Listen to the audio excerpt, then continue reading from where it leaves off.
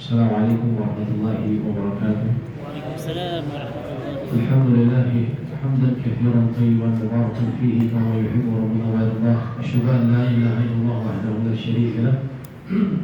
Wa asyhadu anna Muhammadan abduhu wa rasuluhu. Allahumma shalli wa sallim ala nabiyyina Muhammadin wa alihi wa sahbihi ajma'in wa ba'd. Semoga Allah rahmati kita semua. Bulan Ramadan adalah bulan ketaatan dan dia juga adalah bulan ilmu. Karena Al-Quran sumber ilmu dari kaum muslimin diturunkan di bulan Ramadan. Lalu di antara ilmu-ilmu yang terpenting yang seorang muslim harus perhatikan, terutama di bulan ini, adalah ilmu tentang zakat. Salah satu dari rukun Islam yang ada 5. Ya. Sebagaimana Nabi SAW katakan, bunyal Islam alal khams. Islam itu dibangun atas 5 perkara. Pertama, 2 kalimat syahadat, kemudian iqamatus shalah, mendirikan salat, tu'tiya zakat, dan kau memberikan zakat. Zakat adalah rukun Islam ketiga. Sehingga para ulama sepakat, barang siapa seorang yang mengaku muslim dan dia bukan seorang yang lemah akal, bukan jauh dari peradaban sehingga tidak ada ulama atau ustaz, dan juga mungkin dia bukan orang yang baru masuk Islam sehingga tidak tahu hukumnya, kemudian dia mengatakan bahwa zakat tidak wajib, maka ulama seluruhnya sepakat dia telah keluar dari Islam. Kemudian para ulama juga mengatakan, adapun orang yang menolak zakat, membayar zakat, maka dia dihukumi sebagai seorang yang pelaku dosa besar, terutama bila dia masih mengakui kewajiban zakat namun tidak mau memberikan zakat, maka dia berdosa besar. Bahkan bila ada sebuah pemerintahan muslim, pemerintahnya wajib untuk memeranginya bila mereka menolak, sebagaimana dilakukan oleh Abu Bakar As-Siddiq. Beliau mengatakan, wallahi, demi Allah, la uqatilanna man farqa baina as-salati waz zakat. Sungguh aku akan memerangi orang-orang yang memisahkan antara kewajiban sholat dengan zakat. Oleh karena kehidupan yang penting ini, kita harus mengetahui apa itu zakat. Zakat diantara salah satu kesalahan yang difahami oleh kaum muslimin, banyak kita sebagai kaum muslimin berbondong-bondong membayarkan zakat semua jam atau seluruh atau berbagai macam jenis zakat hanya di bulan Ramadan.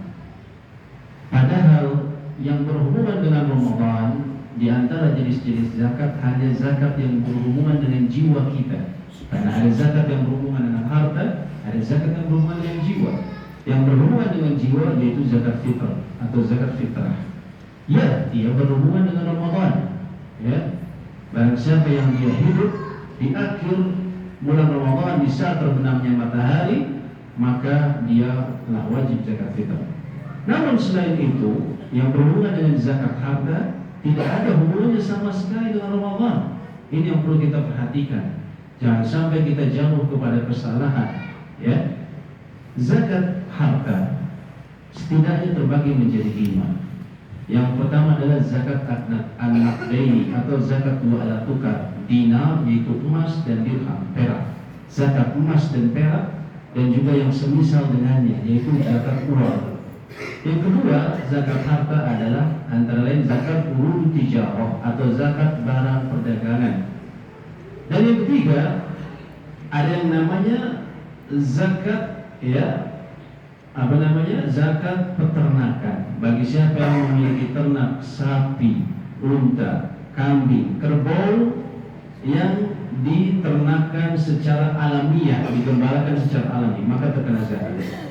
Begitu juga dengan zakat yang dikenal dengan zakat pertanian. Namun zakat pertanian ini berhubungan dengan makanan pokok yang bisa bertahan lama. Di Indonesia antara lain zakat padi. Dan yang kelima adalah zakat barang tambang dan rikas. Rikas ini barang harta karun, ada zakatnya. Sekarang kita berbicara sedikit mengenai zakat emas dan perak dan juga uang. Zakat emas dan perak dikeluarkan bila harta kita, emas kita telah mencapai nisab, yaitu 85 gram emas murni 24 karat. Ya. Dengan syarat apa? Emasnya ini dia miliki secara penuh 85 gram ke atas lalu berlalu selama 1 tahun, satu tahun hijriyah. Kalau dia memiliki hartanya tersebut secara stabil atau bahkan bertambah, maka di akhir tahun dia harus keluarkan zakatnya 2,5%. Dan zakat emas ini adalah zakat yang disimpan antara untuk investasi seperti logam mulia. Bagaimana dengan zakat perhiasan? Jumhur ulama mengatakan zakat perhiasan atau huli, emas, perak, emas tidak dikenakan zakat kecuali terdapat masuk ke dalam 3 kategori. Yang pertama, bila emas tersebut digunakan untuk sebagai investasi, emas perhiasan tapi dia pergunakan untuk investasi dan juga mungkinnya diperjualbelikan, maka ada zakatnya. Yang kedua, zakat perhiasan tersebut mengandung unsur haram. Misalnya dalam Islam dilarang membuat patung. Ini kemudian emasnya ada patung-patung gajah atau patung Buddha, misalnya beli di luar negeri. Maka bila seperti itu, bila telah mencapai 85 harus dikeluarkan zakatnya. Dan yang ketiga, atau misalnya yang menggunakan laki-laki, ini juga diharamkan, maka ada terkena zakatnya. Dan yang ketiga, apabila emasnya tersebut, emas perhiasannya di luar batas kewajaran. Seorang wanita biasanya memiliki, anggaplah 75 gram. Ini ibu ini memiliki sampai 1 kilo misalnya untuk perhiasan, maka wajib dia mengeluarkan zakatnya. Ya. Adapun perak, batasnya nisabnya adalah 595 gram. Bila dia miliki dengan jumlah seperti itu, stabil ataupun bertambah selama 1 tahun, maka nanti di akhir tahun atau selama 1 tahun tersebut hijriyah, dia harus keluarkan zakatnya sebesar 2,5%. Bagaimana dengan uang? Uang, para ulama katakan iya, terkena juga. Di Indonesia populer, zakat uang itu nisabnya, batasnya disetarakan, dikiaskan dengan emas, yaitu 85 gram. Kalau sekarang emas sekitar 1 jutaan, ya, atau 1.200.000, mungkin sekitar 90 jutaan. Artinya kalau seseorang memiliki harta 90 juta, ya, kemudian itu setelah dikeluarkan pengeluaran dia untuk makan dan minum, untuk keseharian, ya, bisa seperti itu uang simpanan, dan dia miliki selama stabil selama 1 tahun ataupun bahkan berlebih, tambah lagi menjadi 100 juta, maka dia wajib mengeluarkan 2,5%. Ini yang populer di Indonesia. Namun kalau kita melihat cakrawala ilmu yang lebih luas, ulama internasional, ya, antara Majma' Fiqih Al-Islami, semacam komite fatwanya ulama-ulama internasional yang berkumpul di bawah organisasi kerjasama Islam internasional di Jeddah, mereka mengadakan muktamar.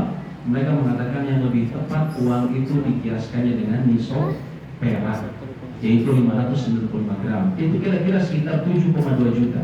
Artinya kalau misalnya seseorang memiliki harta 7,2 juta, ya, ataupun lebih, itu setelah dia keluarkan kebutuhan pokoknya dan dia miliki selama 1 tahun, ya, stabil ataupun bertambah, maka wajib dia mengeluarkan 2,5%. Dan pendapat ini lebih kuat, juga didukung oleh fatwa dari ulama-ulama di Tanah Suci, Hayat Kibar Ulama, lembaga fatwa ulama-ulama besar di Saudi, dan juga komisi penelitian dan fatwa di Saudi, ya.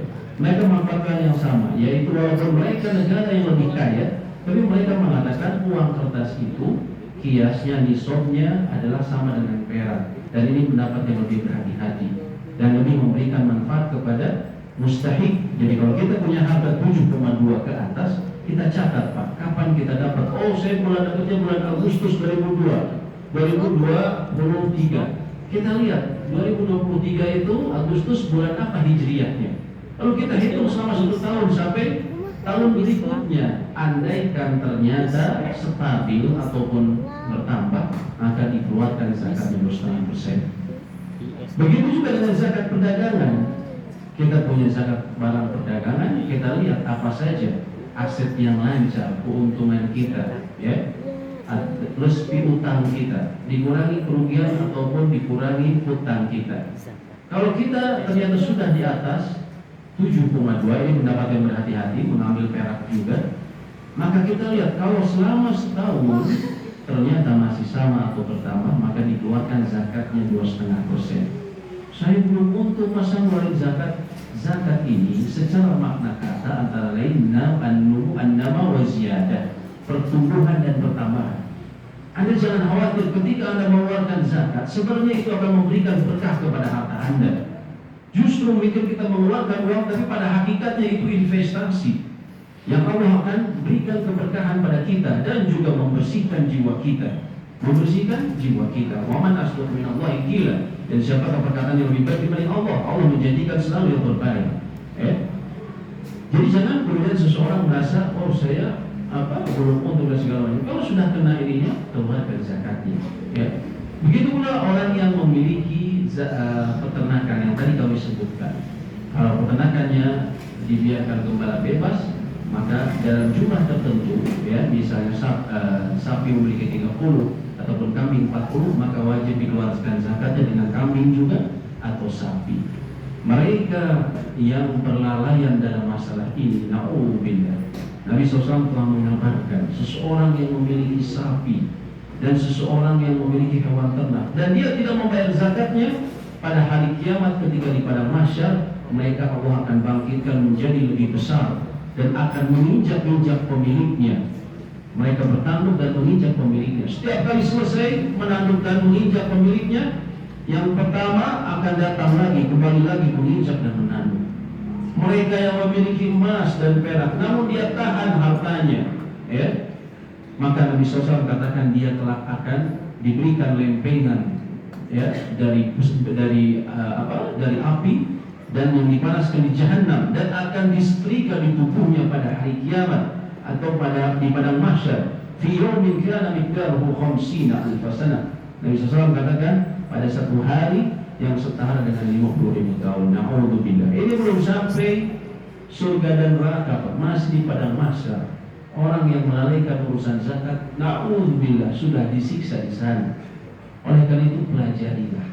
Karena kita tahu semua kita tidak akan mendapatkan harta bersamaan di bulan Ramadan. Pasti beda-beda. Ada yang di bulan Rajab, ada yang bulan Sya'ban.